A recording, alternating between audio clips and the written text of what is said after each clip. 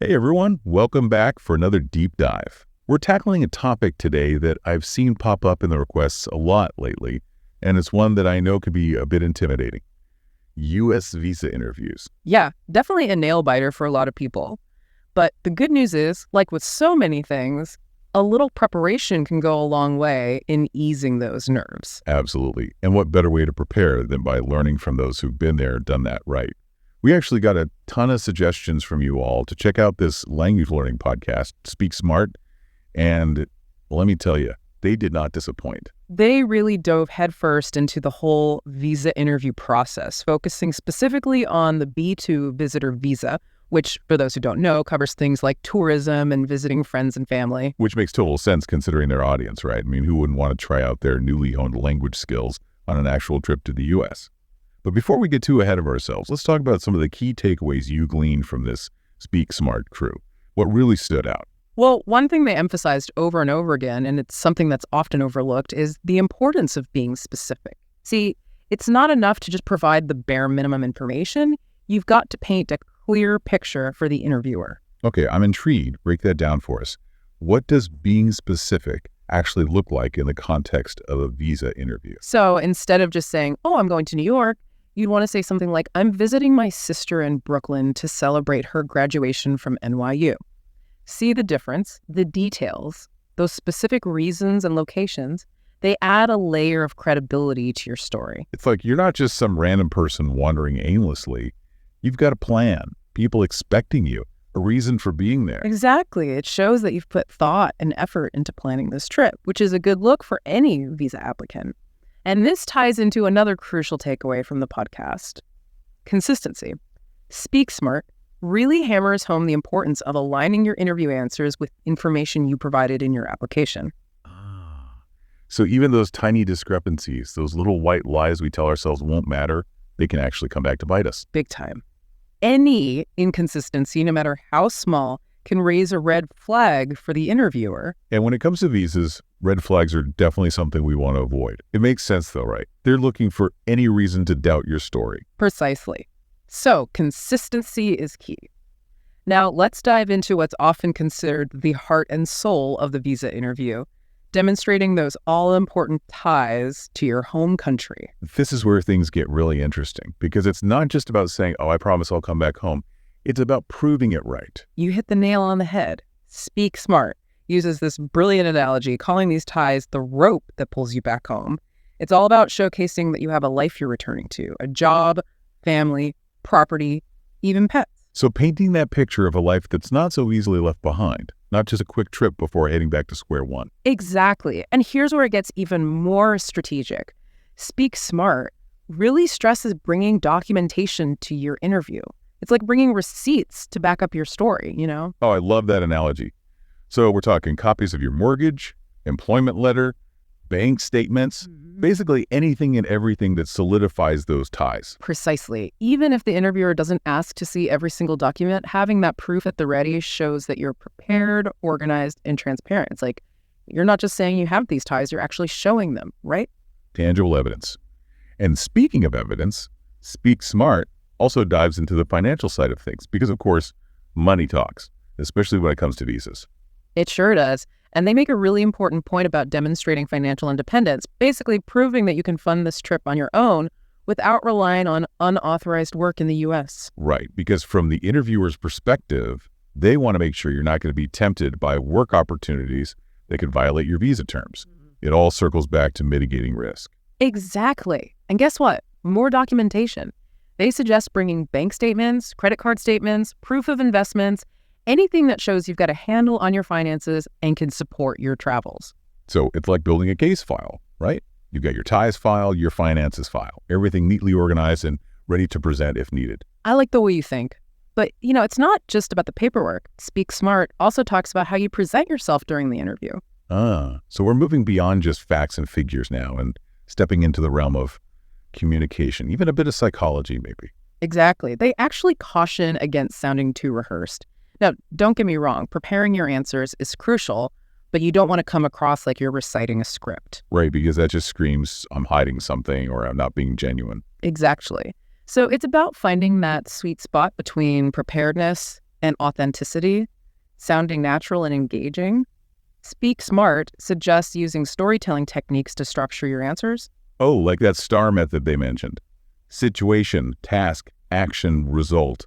I've heard that's super helpful for job interviews, but it makes sense for visa interviews too. Absolutely. Setting the scene, describing your role, the actions you took, the positive outcome, it just paints a clearer picture. And let's be real, a clear picture is a lot easier to grasp when you're nervous, which, let's face it, most people are in a visa interview. Oh, absolutely. And speaking of nerves, they actually remind listeners that interviewers are human too. They understand people get nervous. They don't expect you to be a robot. That is strangely reassuring. I think sometimes we build these things up in our minds to be so much scarier than they actually are. It happens to the best of us. But just remembering that the interviewer is just trying to do their job, assess your application, make a decision, and they even say it's perfectly okay to take a moment to gather your thoughts before answering a question. Oh, that's good to know. I'd probably be so worried about seeming unprepared that I just blurt out the first thing that comes to mind. It's a natural reaction. But Speak Smart argues that a thoughtful pause followed by a clear and concise answer actually shows that you're taking the interview seriously. It's like you're saying, I'm here, I'm present, I'm engaged. Exactly. And that actually brings us to another important point they emphasize: body language. Yes, the unspoken language that can sometimes speak volumes. What insights did they offer on that front? Well, they hit on all the basics, making eye contact, sitting up straight, maintaining an open posture, those nonverbal cues that project confidence and approachability. Like, I'm not hiding anything. I'm here to have an honest conversation. Right. But they also caution against going overboard with the confidence. There's a fine line between being self-assured and being arrogant. Definitely don't want to come across as entitled or dismissive, especially in a formal setting like that. Exactly. It's all about finding that balance, being respectful of the process and the interviewer, while also advocating for yourself and your travel plans. It's like this delicate dance between confidence and humility, all while juggling documents and crafting compelling narratives. Quite the performance. It is, in a way. But just like any performance, preparation is key. And luckily, Speak Smart provides some pretty solid strategies for approaching this particular stage with confidence. Well said. And speaking of preparation, Speak Smart had one more gem to share. And it's one that I think often gets overlooked in the grand scheme of things. Oh, absolutely. They really stress the importance of targeted research. See, it's not enough to just familiarize yourself with those general visa interview tips. You really need to dig deep into the specific requirements for the visa category you're applying for. Right, because a tourist visa is going to have different criteria than, say, a work visa or student visa. Yeah, exactly. It's like studying for an exam. You wouldn't just cram on general knowledge, right? You want to focus on the specific topics covered in that particular test. Makes sense. So where do they recommend people go for this laser-focused visa research? Believe it or not, the U.S. government websites are actually a treasure trove of information. They have detailed web pages dedicated to each visa category, outlining eligibility criteria, required documents, even frequently asked questions. Oh, wow. I have to admit, I tend to shy away from government websites. They could be a bit of a labyrinth sometimes. I hear you, but honestly, they've really streamlined the information for the visa application process. It's worth taking the time to really dig in, highlight key points, maybe even print out copies to have on hand during your interview. Speaking of having things on hand, that reminds me of another point Speak Smart kept coming back to, the importance of, what do they call it? Document Tetris. Yes. That's their funny way of saying, keep your paperwork organized. It's so true, though. I mean, it really is like trying to fit all those oddly shaped documents into a perfectly organized file. And just like in Tetris, if you're not careful, it can get messy really quickly. And unlike Tetris, the stakes are a bit higher here. Missing documents or having them in disarray can be a major red flag for interviewers. It's like if you can't even keep your paperwork in order, how can you be trusted to follow the rules and regulations of a visa? Right. Exactly. It all comes back to demonstrating that you're taking the process seriously, that you're organized, prepared, and respectful of the rules. And ultimately, that you are who you say you are, and that you're going to the U.S. for the reasons you stated. No more, no less. Precisely. And Speak Smart wraps up with one final point that I think is really important to reiterate. Honesty is the best policy.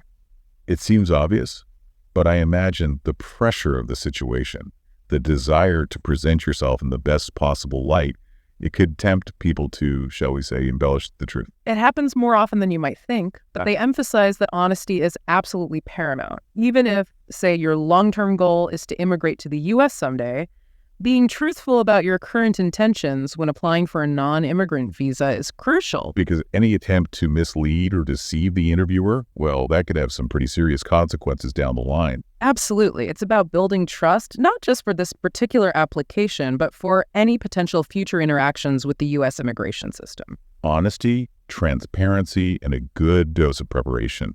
Those seem to be the key takeaways from our deep dive today. Any final words of wisdom for our listeners before we wrap things up? I just want to reiterate that while this process can feel daunting, it's absolutely navigable. By arming yourself with knowledge, preparing diligently, and approaching that interview with confidence and honesty, you significantly increase your chances of success. Well said. So, to all our listeners out there who are busy planning their U.S. adventures, remember the wisdom of Speak Smart and the insights we've discussed today. Research thoroughly, organize meticulously, communicate clearly and honestly, and most importantly, don't let those pre-interview jitters get the best of you. Easier said than done, I know, but you've got this. That's right. And with that inspiring message, we're going to wrap up this episode of The Deep Dive. Until next time, happy learning, safe travels, and may all your visa applications be met with a resounding approved.